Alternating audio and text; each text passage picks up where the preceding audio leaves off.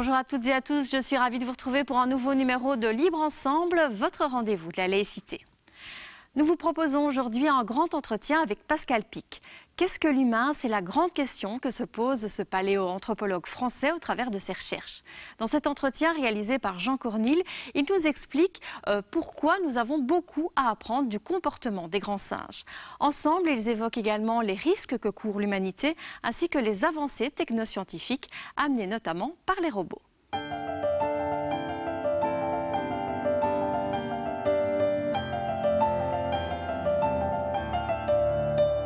Nous sommes aujourd'hui à Paris, au Jardin des Plantes, devant le bâtiment qui abrite la Grande Galerie de l'Évolution. Pourquoi? Parce que je vous propose une rencontre avec Pascal Pic.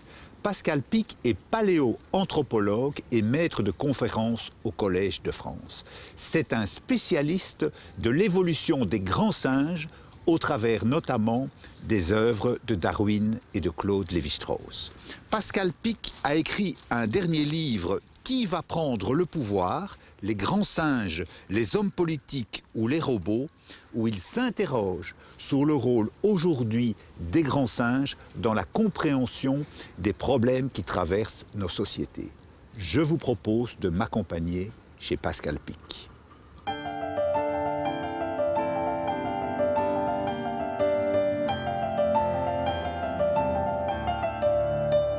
Pascal Pic, les grands singes, quels enseignements peut-on en tirer pour nous, les humains? Pendant longtemps, on a dit l'homme descend du singe et puis on n'a pas regardé ce qu'étaient ces singes et bien sûr ni ces grands singes. D'un point de vue personnel, je viens du monde de la physique théorique, donc j'avais une formation de scientifique, je ne vais pas dire science dure, c'est un peu idiot, mais en tout cas, on observe et on expérimente, on va tester les choses. Et lorsque je suis arrivé en paléanthropologie, grâce à Yves Coppens, on m'enseignait l'homme descend du singe. Et je me suis dit, mais attendez, au bout d'un moment, c'est qui ces singes, quoi? Et là, ça m'a beaucoup intrigué qu'on puisse maintenir ce qu'on appelle dans la tradition de la philosophie occidentale, et surtout très française, cartésienne, ce qu'on appelle le dualisme. Homme, animal, culture, nature, acquis, inné. Tout ça me travaillait, mais j'avais un projet de recherche qui était plus lié à mes aptitudes de physicien, donc je travaillais sur la biomécanique crânio-faciale. Comment on mange et quand vous mastiquez, qu'est-ce qui se passe partout dans votre crâne, dans vos dents, etc. Parce que vous savez, nos ancêtres n'ont pas tout à fait les têtes que nous avons et on essaye de comprendre d'où ça vient. Et dans les années 80, j'étais aux États-Unis et là sortent deux grands livres. Un livre de Jane Goodall, Les chimpanzés de Gombe-Stream, donc son grand travail, le site où elle a été depuis les années 60, et puis plusieurs articles dans des revues d'anthropologie, notamment d'un monsieur qui s'appelle Christophe Beuge, et là je suis stupéfait, parce que je m'aperçois qu'ils ont des sociétés comme les nôtres. C'est-à-dire, quand je dis qu'ils ont des sociétés comme les nôtres, ce n'est pas des sociétés comme celles des autres singes les plus proches, notamment comme les gorilles. Ils ont des cultures, ils ont des outils, ils chassent, ils font l'amour face à face. Ils ont des aptitudes qu'on apprendra plus tard à la politique. Donc, d'un seul coup, je m'aperçois que tout ce qu'on avait dit sur le propre de l'homme n'était pas vrai. Alors, à partir de là, j'ai commencé à engager des recherches pour reconstituer un petit peu nos origines communes, et ça risque de vous surprendre, entre Charles Darwin et moi-même, aucun anthropologue ou paléanthropologue ne s'était intéressé aux origines communes. Alors, ça ne veut pas dire que les paléanthropologues ne travaillaient pas, puisqu'à l'époque où je suis arrivé dans ce champ scientifique fabuleux, eh bien, depuis un siècle, on a eu Néandertal, Homo erectus, Homo habilis, Lucie, puis on descendait dans le temps. Là, on était rendu vers 4 millions d'années à peu près. Mais il restait là ce point commun qui restait ignoré à partir de quand nous avons divergé avec notre ancêtre commun. Donc l'homme ne descend pas du singe, nous avons un ancêtre commun avec les chimpanzés, et comment, à partir de ce patrimoine partagé, légués par l'évolution, nous sommes devenus des hommes, et comment les chimpanzés sont devenus des chimpanzés. Alors, petit à petit, tous les critères n'ont pas été éliminés. La bipédie de l'homme n'est pas celle des chimpanzés, nos cultures ne sont pas celles des chimpanzés, mais néanmoins, ils en ont. Et puis, il restait quand même le grand sujet, la politique. Les chimpanzés, la politique? Ben oui, et ça, c'était les travaux de Franz de Waal, hein, donc en 1982, mais... Voilà, presque 20 ans plus tard, j'ai eu le plaisir d'aller aux eaux d'Arnhem, où pour la télévision, donc française, pour Arte, une soirée théma qui s'appelait Le singe chez Tom. Je voulais filmer un coup d'état politique avec une personnalité, il n'y a pas d'autre mot, qui s'appelait Mama, qui est décédée il y a peu de temps. Et là, les mâles dominants passaient, mais sans le réseau de Mama, hors de question d'avoir le pouvoir. Donc j'arrive là-bas et j'ai une chance extraordinaire puisqu'ils font un coup d'état politique. En gros, l'histoire de Pompée, Jules et César, quand il y en a 3, il y en a 2 qui dégagent.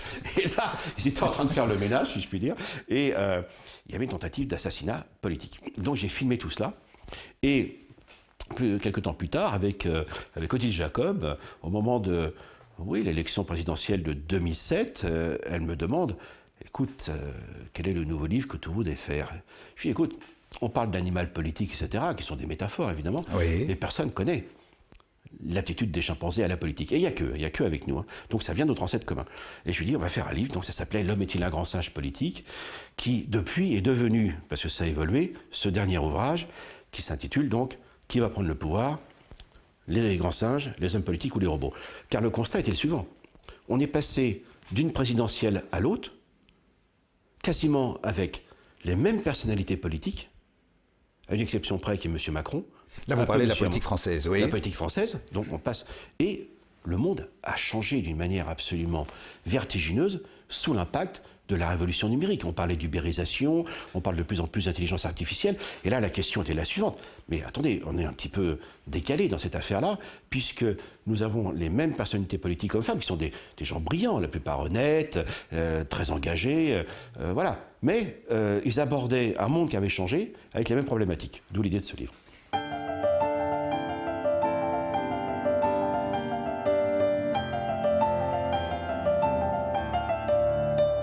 À travers les différentes espèces de singes que vous décrivez dans votre livre, on voit qu'il y a des tas, je dirais, de comportements ou d'attitudes humaines qui sont totalement partagées par certaines espèces de singes.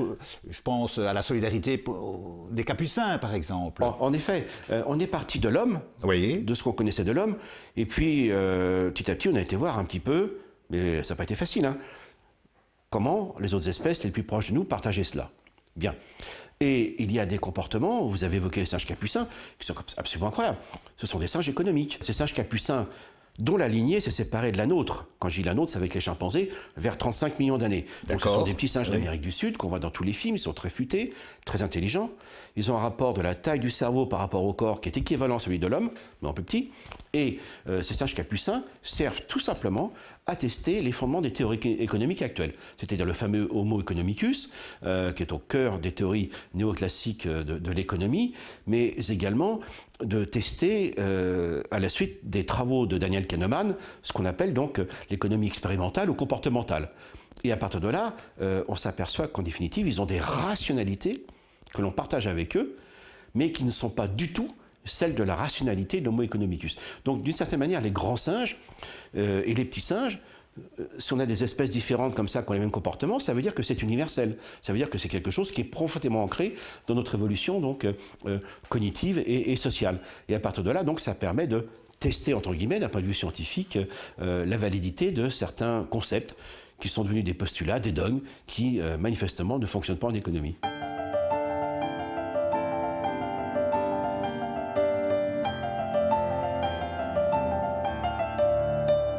Un de vos livres précédents s'appelle de Darwin à Lévi-Strauss, L'homme et la diversité en danger. Et je trouvais extrêmement éclairant sur l'évolution de notre monde et sur l'accélération du monde d'aujourd'hui. Darwin, Lévi-Strauss, toujours d'actualité pour comprendre l'évolution du monde ? Plus que jamais, parce que rapprocher ces deux personnages, ça peut beaucoup surprendre, notamment dans le cadre de la culture française, où sauf chez les biologistes bien sûr, hein, et quelques philosophes bien avertis, Darwin, ça passe pas très bien. En gros, nous serions sur un plateau de télévision française, si je lâche Darwin et libéralisme, je sors dans les 5 minutes. Je caricature à peine, parce que c'est très mal compris. Oui. En fait, pourquoi ? Parce que Darwin a été rejeté dès le départ, pour des raisons qui sont liées à des convictions religieuses qui sont aujourd'hui complètement dépassées. Et puis, c'est pas trop dans la culture française. La culture française est beaucoup plus lamarckienne. C'est l'idée donc de l'homme qui est l'artisan de son évolution à travers les outils, son intelligence, ses industries, la science, la politique, les arts évidemment. Tandis que Darwin lui nous dit, attendez, dans l'évolution il n'y a pas de but, il n'y a que des mécanismes. Et ces mécanismes, comme la sélection naturelle, font que ben, vous êtes là, vous n'êtes plus là. Et surtout ce qui m'intéressait chez Darwin, et ce qu'a vu indépendamment Claude Lévi-Strauss un siècle plus tard, et c'est important de citer ces deux personnages, oui. Parce que Charles Darwin fait partie de la famille qui a fait notre monde, avec son grand-père, qui avait inventé la révolution industrielle avec des gens absolument remarquables. Ça, c'est un petit peu oublié. Et Darwin est à la naissance de la grande idéologie de progrès qui a profondément marqué le 19e siècle. Claude Lévi-Strauss, dans Triste Tropique, lui, nous dit... C'est ça, Triste Tropique. C'est fini. Les populations disparaissent, etc. Donc ça m'intéressait d'avoir cette parenthèse entre ces immenses génies. Et tous les deux ont la même approche. C'est que sans diversité biologique, pour Charles Darwin, ou spécifique, sans les diversités donc culturelles et linguistiques, eh bien, nous n'avons pas d'avenir. Le grand message de Claude Lévi-Strauss et de Charles Darwin, ce n'est pas une évolution, comme on l'a appris trop souvent, qui arrive vers l'homme et l'homme qui se libère de sa condition naturelle. Ça, c'est un vieux schéma, évidemment, qui date de bien avant les sciences. Mais c'est qu'au contraire, ils nous disent, le vrai sujet, c'est la coévolution. Nous n'aurons pas d'avenir si nous ne sommes pas capables de maintenir ce qui fait le trésor de l'adaptation, la diversité biologique, culturelle, linguistique.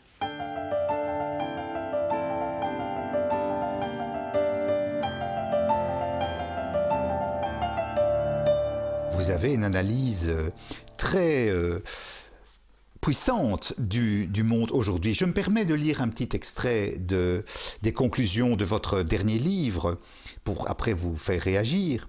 Nous sommes aujourd'hui au cœur d'une telle phase évolutive avec le réchauffement climatique, les effondrements des biodiversités naturelles et domestiques, le cauchemar de Darwin, comme l'érosion des diversités culturelles, vous en parliez, le cauchemar de Lévi-Strauss, les bouleversements démographiques, le cauchemar de Malthus, une économie et des entreprises confrontées à des décisions politiques et sociétales qui s'évertuent à préserver les acquis d'une société déjà dépassée au risque d'étouffer les innovations nécessaires, le cauchemar de Schumpeter, et tout cela poussé par l'impact d'NBIC, les nouvelles technologies, le cauchemar d'Ellul et de l'intelligence artificielle, le cauchemar de Dawkins et de Musk, au risque d'en perdre notre humanité, le cauchemar de Heidegger. Je trouve que c'est une superbe formule, un résumé assez stupéfiant des défis qui nous attendent aujourd'hui. Oui, et ça va extrêmement vite.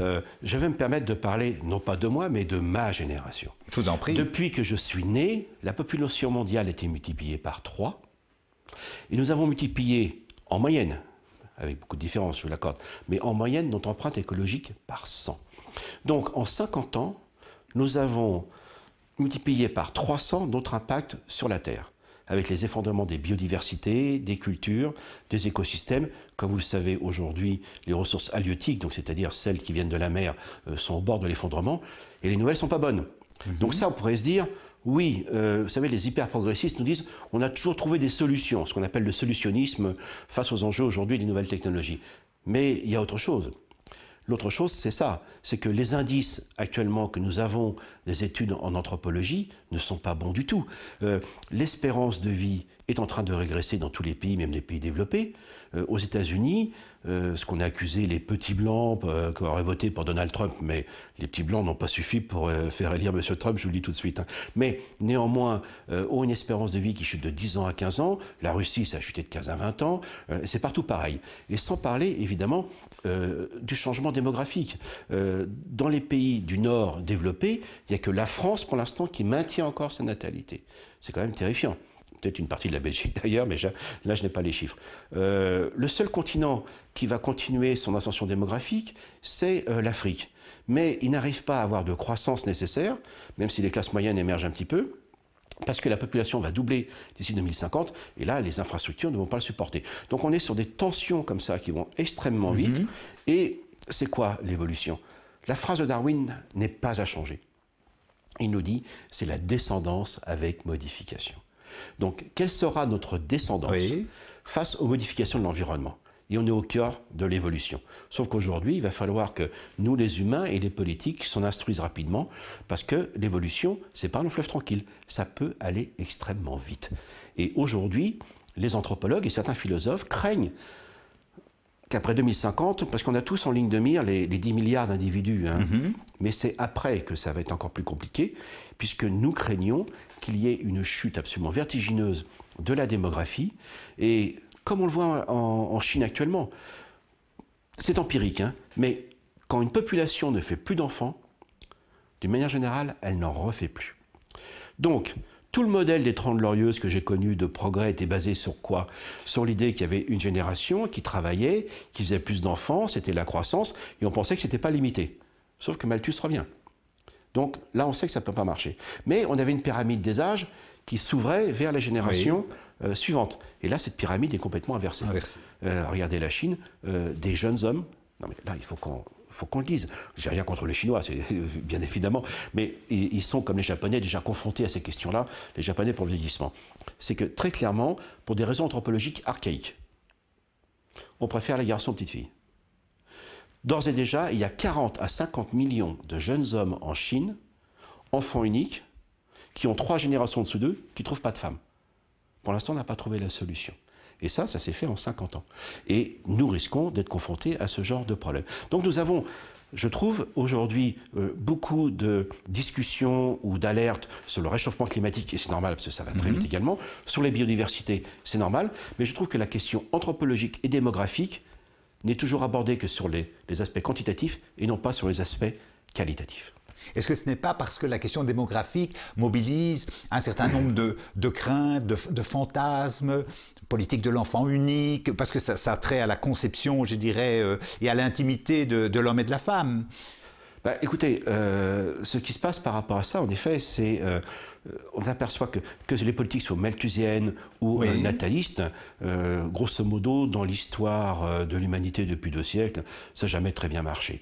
En gros, comment les hommes et les femmes, les cultures décident de faire des enfants ou pas, eh bien, c'est quelque chose qui n'est pas écrit sur le papier, c'est simplement peut-être lié à leur intime conviction, pas forcément explicitement clarifié, mais est-ce que j'ai confiance dans l'avenir ou pas? Et je vais vous dire, la solution, un des éléments essentiels de la solution, ça passera par les femmes.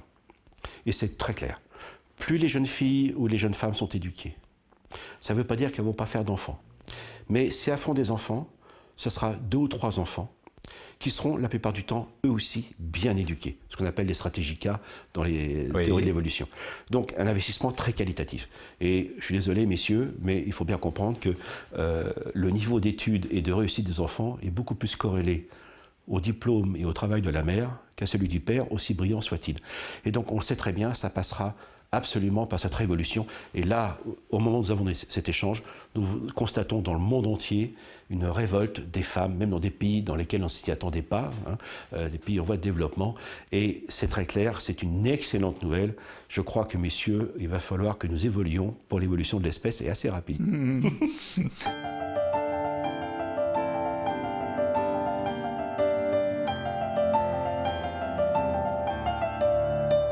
Vous réfléchissez beaucoup à la question du transhumanisme. Est-ce que c'est une partie de la réponse à l'ensemble des défis que vous présentez? Le transhumanisme, ce n'est pas un mouvement unitaire. Alors, il y a le transhumanisme, il y a rapidement 3 écoles. Oui, je vous en prie. Ceux qu'on appelle les solutionnistes, ceux qui partent d'un mouvement très technophile et qui considèrent qu'en effet, les 30 Glorieuses, pour les pays développés, si nous concerne nous, Françaises et les Belges et les Européens, ça a été un progrès comme jamais dans l'histoire de l'humanité, où on a porté peut-être le maximum de la population en bonne santé vers la limite supérieure de l'espérance de vie qui est de 120 ans. Ça fait que nous, on a notre Jeanne Calment, voilà, mais en tout cas, on ne connaît personne qui a franchi cette limite de 120 ans. Voilà. N'est-il pas légitime de se poser la question de traiter des maladies qui persistent, comme les cancers, ou comme la mort, comme une question technique? Ça peut vous sembler aberrant, cette affaire-là. Mais mettons-nous 600 ans en arrière, avant la Renaissance. Tous les fléaux qui frappaient l'humanité, les maladies, les catastrophes, etc., c'était la volonté divine. Et puis il y a eu la Renaissance, la philosophie rationnelle moderne, les sciences, et à partir de là, on s'est dit, peut-être que les maladies peuvent être traitées, ou les famines peuvent être traitées comme des questions techniques. Alors ça a pris 500 ans, mais on a réussi en tout cas pour les pays les plus développés. Donc à partir du moment où cette vision du progrès nous a amenés en moyenne vers la limite supérieure, n'est-il pas légitime de se poser la question autrement? Alors je ne crois pas qu'on va aller vers l'immortalité haute, mais la question mérite d'être posée. Et ils disent, si nous sommes arrivés au maximum de cela, nous pouvons peut-être trouver des solutions techniques, d'où le nom de solutionnisme, par les nanotechnologies, par les convergences cerveau-sciences cognitives. Ça se fait déjà. Monsieur Musk, Elon Musk, vient d'acheter une entreprise qui s'appelle Neuralink, qui consiste à connecter des puces directement à Internet. Mais on sait déjà capter les ondes cérébrales pour activer un exosquelette. Et ça existe déjà. Donc, en définitive, on est peut-être déjà rentré dans le transhumanisme sans le savoir. Oui. Maintenant, quel sera le projet derrière? Donc, parce qu'évidemment, il y a un projet politique. Alors là, vous avez les libertariens. Donc, c'est l'esprit très californien, très libéral, hyper libéral, où ils disent, bon, il y a ceux qui pourront, les autres, on verra. Et là, c'est le risque, évidemment, d'une société bipartite.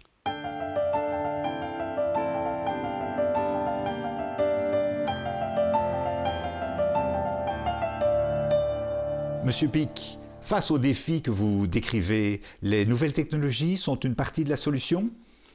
Alors, les nouvelles technologies ont déjà bousculé de manière considérable nos modes de vie. Vous vous souvenez d'un monde avant le smartphone, vous? Et donc, pour se rappeler de l'histoire quand même, si on oublie vite, hein, vous voyez comme ça, l'accélération est extraordinaire.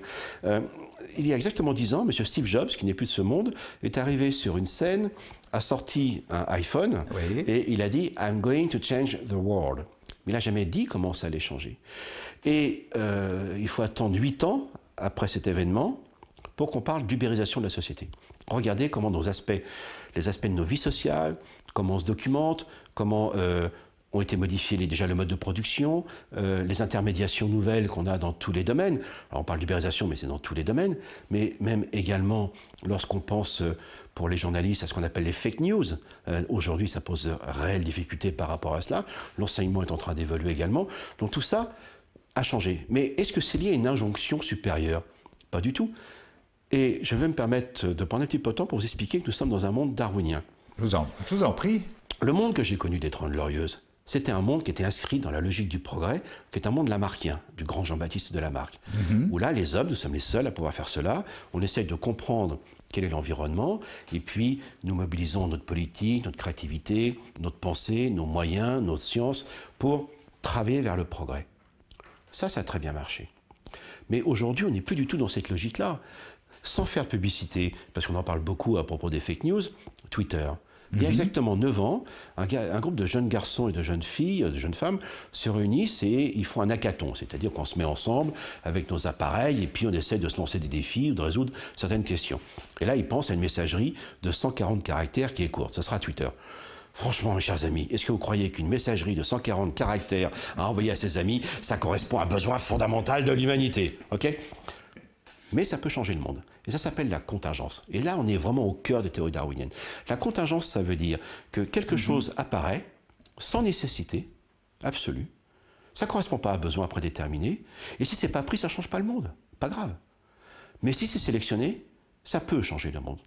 Donc Twitter, c'est quoi? C'est Google Flu Trend qui détecte l'émergence des épidémies quand les gens disent « Ah, toi aussi, t'es malade, t'as ça, patati patata ». Eh bien, on détecte l'émergence des maladies. C'est les systèmes automatiques d'analyse des valeurs de la City qui nous a valu quand même au passage la crise de 2008, la crise financière. C'est évidemment la capacité de faire des fake news, comme on l'évoquait, et évidemment, c'était les printemps arabes. Vous pensez un seul instant que ces jeunes hommes et ces jeunes femmes, aussi brillants qu'ils aient été, et qu'ils sont toujours d'ailleurs, ils avaient imaginé tout cela. Donc la contingence, c'est ça. Ça veut dire que ça peut apparaître, c'est pas pris, ce n'est pas grave. Mais si c'est pris, ça peut changer le monde. Et ça s'appelle la sélection naturelle.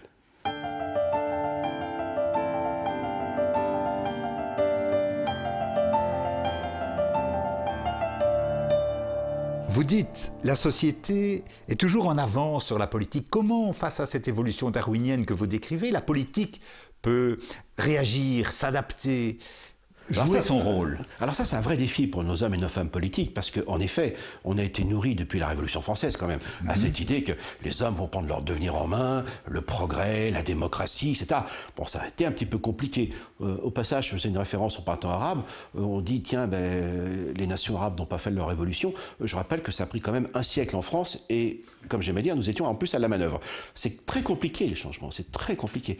Mais aujourd'hui, en effet, les changements sont d'une telle rapidité.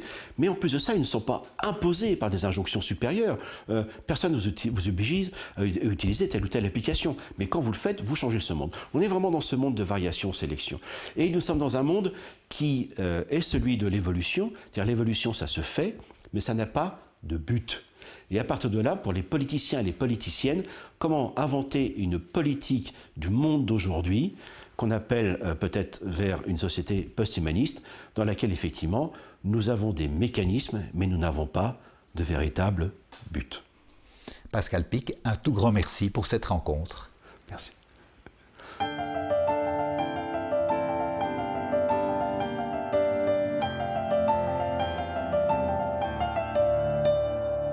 Si vous souhaitez revoir cet entretien réalisé par le Centre laïque de l'audiovisuel, rendez-vous sur notre site internet www.libreensemble.be.